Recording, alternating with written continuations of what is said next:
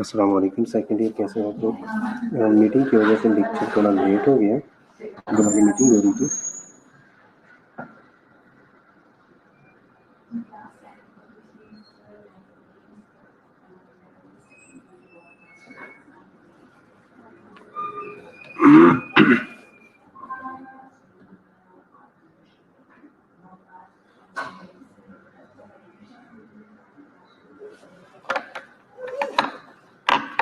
Meeting की वजह से लेट हो गया। ठीक है, चलो आज हम हेल्थ असेसमेंट 2 का यूनिट 1 स्टार्ट करेंगे। Assessment of peripheral vascular and musculoskeletal system. बच्चे 3-4 सिर्फ ऑनलाइन है, बाकी बच्चों को भी एक मैसेज कर दो, ग्रुप में एक मैसेज डाल दो कि सारे ऑनलाइन हो जाए।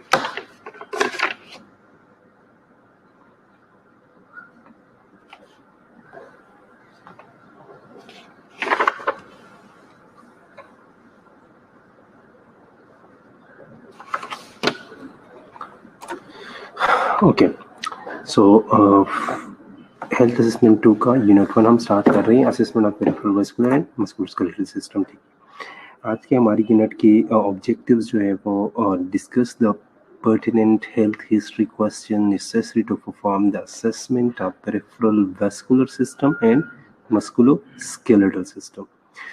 हमने मस्कुलोस्केलेटल और पेरिफेरल वेस्कुलर सिस्टम के असेसमेंट के दौरान जो हेल्थ हिस्ट्री की कंपोनेंट्स है या जो क्वेश्चंस हमने पूछने वो हमने डिस्कस करने हैं। ठीक है, पेरिफेरल वेस्कुलर सिस्टम को असेस करते वक्त हमारा क्रिटिकल ऑब्जर्वेशन क्या होना चाहिए? मस्कुलोस्केलेटल फंक्शंस, जिसमें मसल्स की strength, symmetry, size, contour, range of motions और उसकी करैक्टरिस्टिक्स, ये सारे हम असेस करेंगे, सारे हम डिस्कस करेंगे। उसके अंदर जितनी भी एबनॉर्मेलिटीज़ और जितनी भी इम्पोर्टेंट फाइंडिंग्स होगी वो हम डॉक्यूमेंट करेंगे, और उसके अंदर एज के हिसाब से या एज प्रोसेसिंग की वजह से जो हमारी गिवन सिस्टम्स है पेरिफेरल वैस्कुलर और मस्कुलोस्केलेटल सिस्टम के दरमियान चेंजेस क्या क्या आएगी वो हम डिस्कस करेंगे, ठीक है।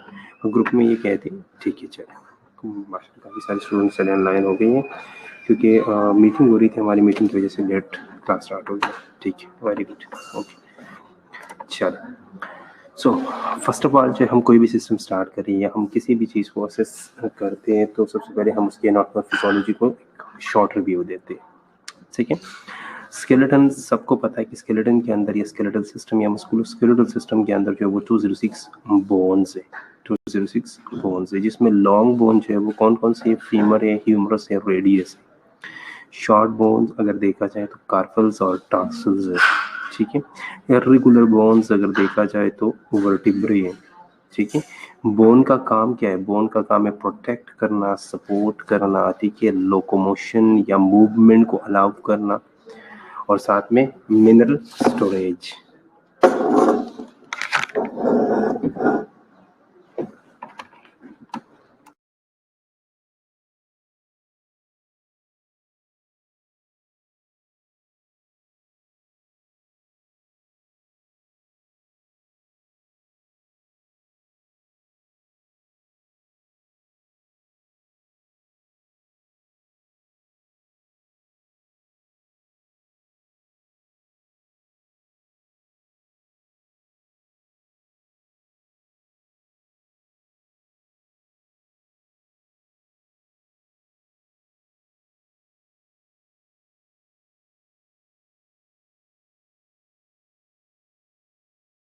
ठीक है। सो अब आप लोगों ने मुझे बताना है कि स्मॉल बोन्स बॉडी की कौन कौन से हैं जो इसमें मेंशन नहीं है।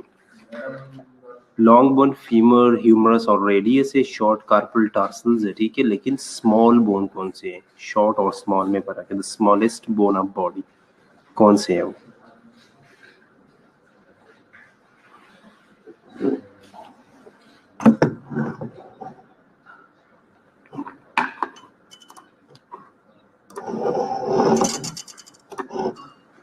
बॉडी की स्मॉलेस्ट बोन कौन सी है? अच्छा, बोन का काम क्या है? बोन का काम है प्रोटेक्ट करना, सपोर्ट देना। जो हमारी बॉडी खड़ी है ना, बॉडी का जो एक शेप है, बॉडी का जो एक शेप है वो किसकी वजह से है? वो सपोर्ट की वजह से। वो सपोर्ट क्या है? वो बोन्स की वजह से। अगर बोन्स ना हो तो सिर्फ मसल्स जो है वो शेप में नहीं रह सकती। तो बोन्स का काम है शेप देना, बोन्स का काम है प्रोटेक्ट करना, बोन्स का काम है सपोर्ट देना, बोन्स का काम है लोकोमोशन अलाउ करना, मूवमेंट अलाउ करना, एक जगह से दूसरी जगह जाना अलाउ करना, और साथ में कैल्शियम, मैग्नीशियम, डिफरेंट मिनरल्स को स्टोर करना। अब मेरा क्वेश्चन ये है कि स्मॉलेस्ट बोन्स जो है वो कौन सी है? ठीक है, एक बच्ची का आंसर ठीक है, वेरी गुड। चले और कोई?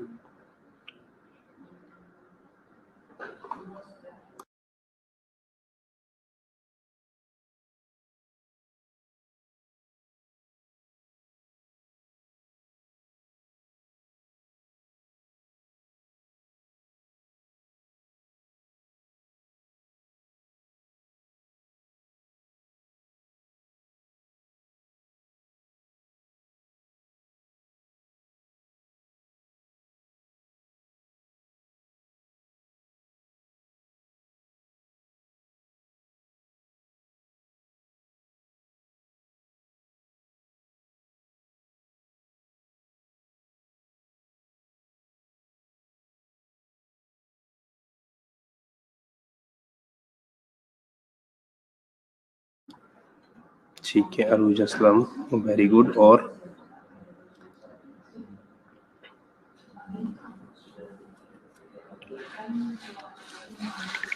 ठीक है, स्टेप्स सिंपल आप कह सकते हो कि ऑसिकल्स, उसको क्या कहते हैं? ऑसिकल्स भी कहते हैं। द ऑसिकल्स या ऑडिटरी ऑसिकल्स, जो 3 बोन्स है मिडिल ईयर के अंदर, ये smallest bone of the body है। मेलस, इंकस और स्टेप्स, जिसको हम हेमर, एनविल और स्टायरअप भी कहते हैं, ठीक है। जो ऑसिकल्स बोन्स है ना, ये क्या है ये स्मॉलेस्ट बोन्स है बॉडी में। Okay, next structure and functions. Musculoskeleton के अंदर कौन कौन से कंपोनेंट्स हैं? डिफरेंट जॉइंट्स है, जिसमें कुछ साइनोवियल जॉइंट्स है, कुछ नॉन साइनोवियल जॉइंट्स है। मस्कुलो और स्केलेटन, तो स्केलेटन के साथ साथ मसल्स भी है, ठीक है। टेम्पोरो मैंडिबुलर जॉइंट है, इसको हमने अलग इसलिए रखा है क्योंकि ये सारे जॉइंट्स से डिफरेंट है, बाकी जॉइंट से ये डिफरेंट है, ठीक है। टेम्पोरो मैंडिबुलर जॉइंट है, स्पाइन है, shoulder, elbow, wrist and carpals, hip, knee, ankle and foot. ये ऑलरेडी सामने पिक्चर में भी मेंशन है, स्कल है, ठीक है, मैंडिबल है, क्लेविकल है, स्केपुला, ये सारे क्या है भी मस्कुलोस्केलेटन की कंपोनेंट्स हैं, ठीक है। ओके, आगे मस्कुलोस्केलेटन जॉइंट्स। अब जॉइंट्स को अगर हम देखें तो जॉइंट्स में डिफरेंट जॉइंट्स है, range from joint that don't move to joint that freely move. ऐसे जॉइंट्स भी मौजूद है हमारे पास जो कि बिल्कुल फिक्स्ड है, जो मूव नहीं कर रहे, ठीक है।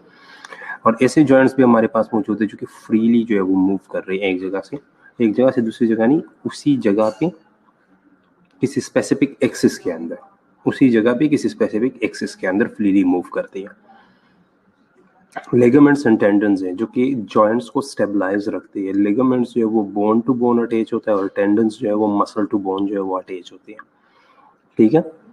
कार्टिलेजेस है, कार्टिलेजेस जो है वो बोन के एंड पे जो है वो लगी होती है ताकि बोन्स को मूवमेंट में आसानी हो, बोन्स को मूवमेंट में आसानी हो, ठीक है। एक लुब्रिकेशन का काम करते हैं क्योंकि उसका कार्टिलेजेस का जो एजेस, कार्टिलेजेस की जो एजेस होती है ना, वो क्या होते हैं, वो स्मूथ होती है, या कार्टिलेज जो है वो स्मूथ होता है, इस वजह से जो है वो बोन्स के एंड पे जो है वो कार्टिलेज मौजूद होता है, ठीक है। ये दो जॉइंट्स की पिक्चर्स है आपके सामने, एक साइनोवियल जो एंकल जॉइंट है, ठीक है, उसकी पिक्चर सामने मौजूद है, और एक जो है हमारा शोल्डर जॉइंट जो कि आपके सामने मौजूद है। जहाँ पे हम साइनोवियल जॉइंट की बात करते हैं, साइनोवियल जॉइंट का क्या मतलब है, उसमें साइनोवियल फ्लूइड्स मौजूद होते हैं। में साइनोवियल फ्लूइड मौजूद, दो बोन्स के दरमियान एक सेक पड़ा होता है जिसको हम साइनोवियल सेक बोलते हैं, ठीक है। उसके अंदर जो है वो साइनोवियल मेम्ब्रेन होगा। साइनोवियल जॉइंट के अंदर काफी देख, साइनोवियल जॉइंट के अंदर एक तो कार्टिलेज जो दोनों बोन्स की एंड पे लगा होगा, दूसरा साइनोवियल मेम्ब्रेन होगा, फिर उस साइनोवियल मेम्ब्रेन के अंदर साइनोवियल कैविटी होगी, ठीक है। कैप्सुलर लिगामेंट्स होंगे, साइनोवियल फ्लूइड होगा, ठीक है। और उस फ्लूइड की वजह से जो है वो जॉइंट फ्रीली मूव करता है या एक स्पेसिफिक एक्सिस पे मूव करता है और उसकी फ्रैक्शन जो है वो कम हो जाती है, ठीक है। शोल्डर जॉइंट को अगर हम देख ले तो बॉल एंड सॉकेट जॉइंट है, ठीक है, बॉल एंड सॉकेट जॉइंट है, जो कि ऑलरेडी आप लोगों को पता भी है, ठीक है। बॉल और सॉकेट का क्या मतलब है कि उसका एक एक बोन का जो एंड है वो बॉल की तरह बना हुआ है और दूसरा जो है उसका सॉकेट बना हुआ है, उस सॉकेट के अंदर वो बॉल फिट है, ठीक है, और उसकी वजह से वो स्पेसिफिक एक्सिस में या स्पेसिफिक रेंज में जो है वो फ्रीली मूव करता रहता है, ठीक है। ओके, नेक्स्ट मसल्स क्या है। अब हमारी जितनी भी मसल्स है वो कंट्रोल होती है कहाँ से, नर्वस सिस्टम से, वो कंट्रोल होती है नर्वस सिस्टम से, और उनको शेप कौन देता है, वो हमारी बोन्स। फेशिया क्या है, अब फेशिया जो है हमारी स्किन या जो ऊपर एक लेयर है, ठीक है, जो कि मसल्स को सराउंड करती है, मसल्स को डिवाइड करते हैं, ठीक है, मेन ब्लड वेसल्स और नर्व्स वगैरह को सराउंड करता है। बर्सा क्या है, बर्सा जो है वो कुशन है, असल में जो मूविंग पार्ट को कुशन देता है वो क्या है, वो बर्सा है। Muscle tone, the ability to resist force. अगर हम मसल्स के ऊपर फोर्स अप्लाई करें, जो फोर्स हम अप्लाई करते हैं उसके खिलाफ जो मसल्स का रेजिस्टेंट है वो क्या है, वो मसल टोन है, और इसकी ग्रेडिंग है 0 to 5। अगर 0 पे है तो क्या है, मसल स्टोन की ग्रेडिंग का पता है किसी को?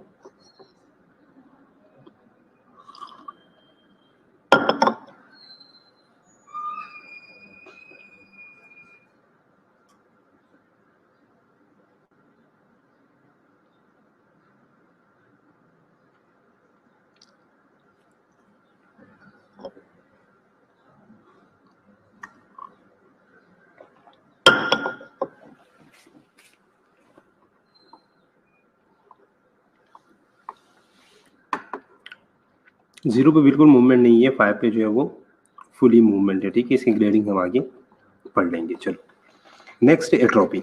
एट्रोपी क्या है? Decrease in size. मसल जब साइज में डिक्रीज हो जाए वो क्या है? वो एट्रोपी है। मुझे कोई ये बताएगा कि एट्रोपी जो है वो नॉर्मल है कि एबनॉर्मल है? आप लोग क्या सोच रहे हो, एट्रोपी जो है वो नॉर्मल है कि एबनॉर्मल है?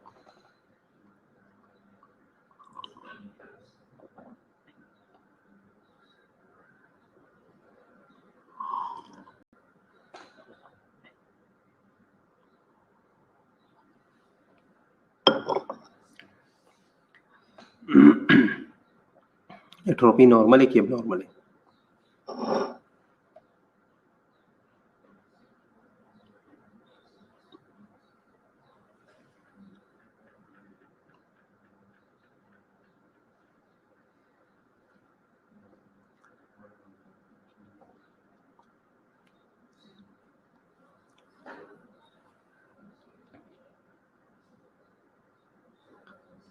फिजियोलॉजिकल भी है और पैथोलॉजिकल भी है। Very good. फिजियोलॉजिकल का कोई एक एग्जांपल, मींस नॉर्मल और नॉर्मल दोनों है, ठीक है। फिजियोलॉजिकल का कोई एक एग्जांपल।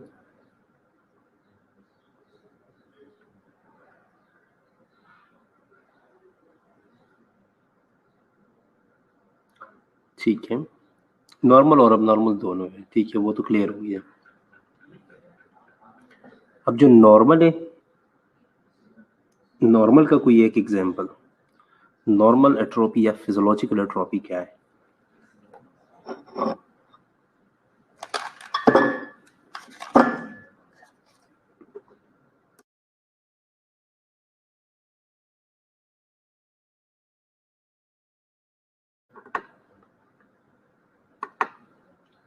फिजियोलॉजिकल एट्रोपी क्या है?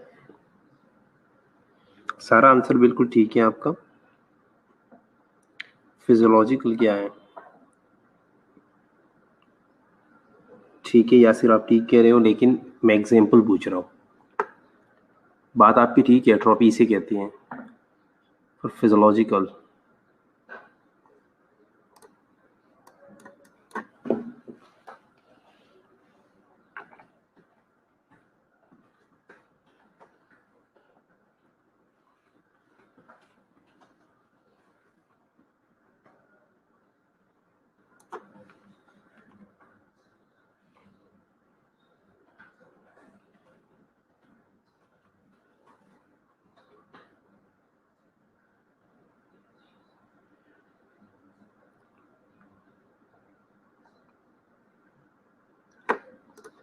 ठीक है, एक बच्ची ने आंसर अभी किया, जिसने डिलीट किया, एपोप्टोसिस कहा उन्होंने। ठीक है, मैं कुछ हद तक कहता हूँ कि चलो एट्रोपी के अंदर एपोप्टोसिस होता है, प्रोग्राम सेल डेथ जो होता है, लेकिन एक जनरल एग्जांपल, मुझे सिंपल एग्जांपल चाहिए फिजियोलॉजिकल एट्रोपी का। मेंटेनिंग अर्गन साइज, बिल्कुल ठीक है, अर्गन साइज उससे मेंटेन होता है, पर किन किन अर्गन्स के अंदर एट्रोपी होती है, फिजियोलॉजिकल एट्रोपी? मैं ये पूछ रहा हूँ असल में, किन किन अर्गन्स में फिजियोलॉजिकल एट्रोपी होती है? Summer, very good.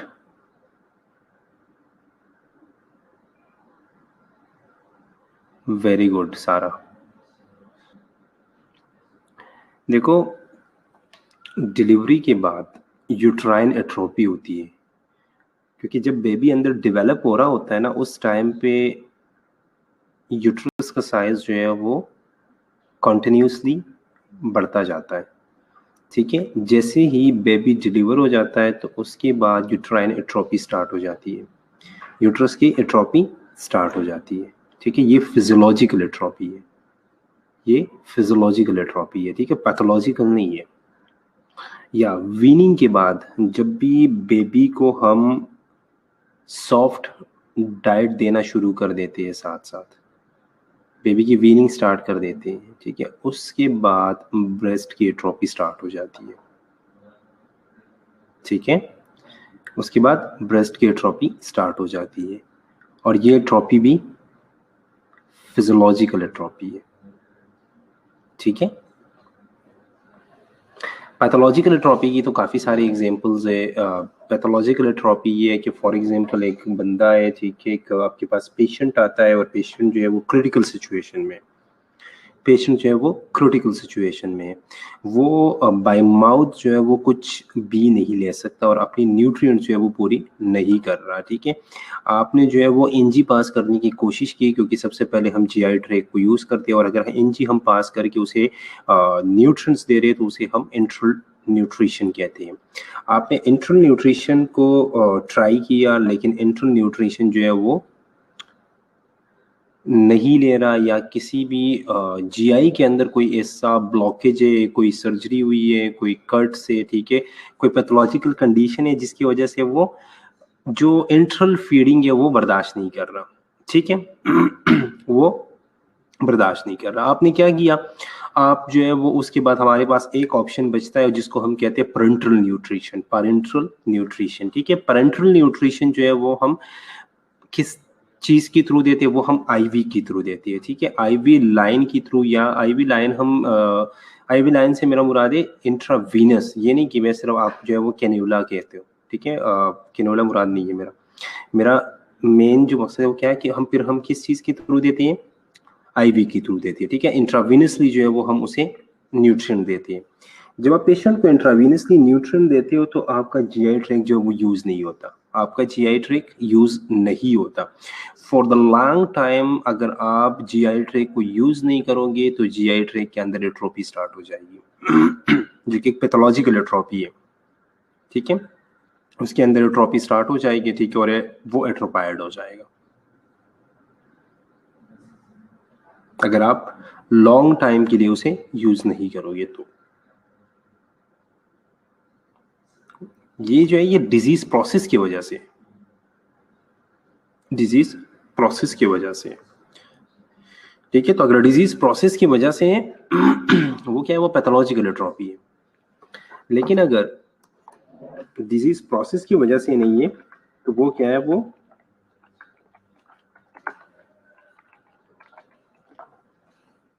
Physiological atrophy है, ठीक है।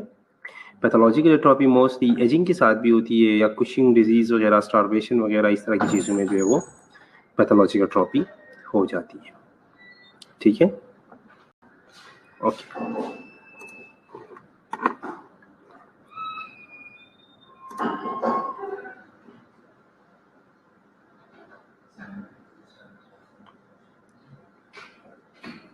अच्छा, एक और एट्रोफी भी है जिसको हम कहते हैं न्यूरोजेनिक एट्रोफी, न्यूरोजेनिक एट्रोफी, ठीक है। अब जो न्यूरोजेनिक एट्रोफी होती है ना, उसमें क्या होता है कि जो स्पेसिफिक ऑर्गन है ना, स्पेसिफिक ऑर्गन को जो नर्व्स अटैच है, अगर वो नर्व जो है वो डैमेज हो जाए, अगर वो नर्व डैमेज हो जाए तो जो उस ऑर्गन का कांटेक्ट है ब्रेन के साथ वो क्या हो जाएगा, वो कट ऑफ हो जाएगा,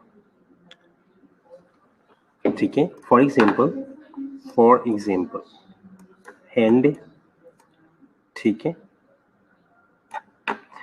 इस हैंड को जो न्यूरॉन सप्लाई कर रहे हैं ये न्यूरल सप्लाई जो है वो कट ऑफ हो जाए, ठीक है, ये न्यूरल सप्लाई जो है वो कट ऑफ हो गया। अब इस एरिया का ब्रेन के साथ जो कांटेक्ट था वो क्या हो गया वो खत्म हो गया, ठीक है। अगर ब्रेन के साथ इसका ताल्लुक खत्म हो गया तो ब्रेन अब इसे कंट्रोल नहीं कर रहा। जब ब्रेन इसे कंट्रोल नहीं कर रहा तो हमारी जितनी भी मूवमेंट है वो कोऑर्डिनेट होती है कहाँ से, ब्रेन से। ये आप यूज नहीं करोगे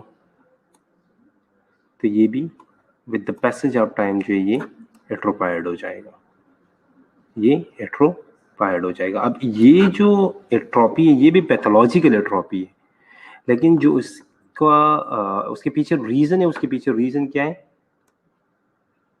न्यूरॉन। तो इसे हम न्यूरल एट्रोफी भी कहते हैं, ठीक है। न्यूरल एट्रोफी जो है ये भी बेसिकली पैथोलॉजिकल एट्रोफी है। ओके, सो आगे। अब हमारी मसल्स जो है वो डिफरेंट मसल्स जो है वो डिफरेंट तरह की मूवमेंट करते हैं। अब अगर आप एल्बो जॉइंट देख लो, एल्बो जॉइंट जो है वो आगे जाता है, ठीक है, और पीछे आता है इस तरह। तो ये क्या है? फ्लेक्शन और एक्सटेंशन करता है। नेक्स्ट अगर हम देखें, ये मूवमेंट एबडक्शन और रिडक्शन है, ठीक है। हेड रोटेशन है, हैंड सरकमडक्शन भी करता है, ठीक है। हैंड नहीं, सॉरी, पूरा आर्म, ठीक है। हैंड जो है वो सुपिनेशन और प्रोनेशन, ठीक है, और पोजीशन। इसके अलावा अगर फुट हम देखें तो अगर बॉडी से अवे जा रही है तो एवर्जन है, अगर टुवर्ड सेंटर आ रही है तो इन्वर्जन है, ठीक है।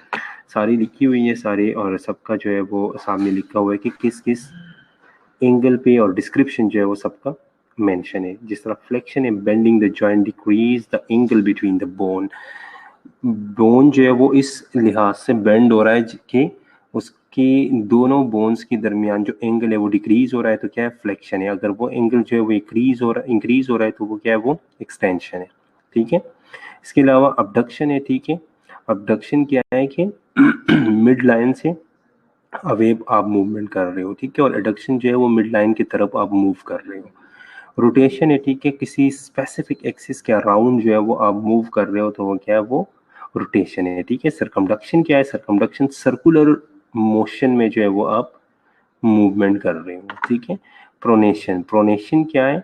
आपने पाम जो है वो डाउनवर्ड किया, वो क्या है? वो प्रोनेशन है। अगर आपने पाम जो है वो अपवर्ड किया है तो वो क्या है? वो सुपिनेशन है, ठीक है। उसके बाद है अपोजिशन। अपोजिशन में क्या है कि आपने थंब को जो है वो कहाँ पे किया? Across the palm to touch the tip of the finger on the same hand, ठीक है। आपने क्या किया? आपने थंब जो है वो अंदर रखा, ठीक है, और उसको क्या कहते हैं? इसको अपोजिशन मूवमेंट है, ठीक है। आपने थंब को अंदर रख के आप फिंगर के टिप्स के साथ जो है वो टच करते हो, तो ये क्या है? ये अपोजिशन है। इन्वर्जन और एवर्जन, इन्वर्जन जो है वो आप फुट को इनवर्ड जो है वो टर्न कर रहे हो सोल के, तो वो क्या है? वो इन्वर्जन है। अगर आप आउटवर्ड कर रहे हो तो वो एवर्जन है, ठीक है। जब भी आप मस्कुलोस्केलेटन असेसमेंट करते हो, आप जॉइंट पेन के बारे में पूछते हो, तो हर जगह हमने पेन के लिए जो है वो मोस्टली काफ़ी सारी स्केल्स पढ़ी है कि कोल्डेरा है, PQRST-U है, ठीक है, ओल्कार्ट है। ये सारे जो है ये किसकी है? ये पेन को असेस करने के डिफरेंट स्केल्स है हमारे पास। अब यहाँ पे एक और स्केल हम पढ़ेंगे कि जॉइंट पेन के लिए एक और स्केल यूज, जिसको हम स्लाइडा बोलते हैं, SLIDA। S severity, L location, चीज़ें वही है, स्केल सिर्फ चेंज है, चीज़ें वही है। Severity, location, intensity, duration, and A is aggravating factors, जिसमें एलिविएटिंग फैक्टर्स और एसोसिएटेड सिम्टम्स सारे आएंगे, ठीक है। इसके अलावा आप स्टिफनेस का पूछ सकते हो। इसके अलावा आप मूवमेंट लिमिटेशन का पूछ सकते हो कि रिसेंटली जो है आपकी मूवमेंट जो है वो लिमिटेड तो नहीं हुई, ठीक है, और अगर लिमिटेड है तो किस हद तक लिमिटेड हुई है और कहाँ पे लिमिटेड हो गई है, ठीक है। तो ये क्या है? Subjective data. जब भी आप जॉइंट पेन देखते हो या जॉइंट पेन के बारे में क्वेश्चंस करते हो, सबसे पहले तो आपने स्लाइडा देखने, ठीक है। सिविरिटी क्या है, लोकेशन क्या है, इंटेंसिटी क्या है उस टाइम पे पेन की, ठीक है। ड्यूरेशन कि कब से जो है वो पेन हो रही है, ठीक है। एग्रीवेटिंग फैक्टर कौन कौन से ऐसे फैक्टर है जो कि उसे कम या ज़्यादा कर रही है, ठीक है। स्टिफनेस है और लिमिटेड मूवमेंट। सो यहाँ तक काफ़ी है। कल जो है वो हम आगे पढ़ेंगे, आज टाइम बहुत कम था, ठीक है। और अभी 5 मिनट में नेक्स्ट लेक्चर आप लोगों का स्टार्ट होने लगा है, तो मैं आप लोग की अटेंडेंस मार्क करने लगा हूँ, ठीक है। जिस बच्चे का कोई क्वेश्चन हो, जो आज हमने पढ़ा बिल्कुल सिंपल सी चीज़ें थी, जो कि एनाटॉमी फिजियोलॉजी जो ऑलरेडी आप लोग पढ़ चुके हो, लेकिन सिर्फ एक शॉर्ट ओवरव्यू था। अगर किसी का कोई क्वेश्चन हो फिर भी तो आप लोग पूछ सकते हो, ठीक है।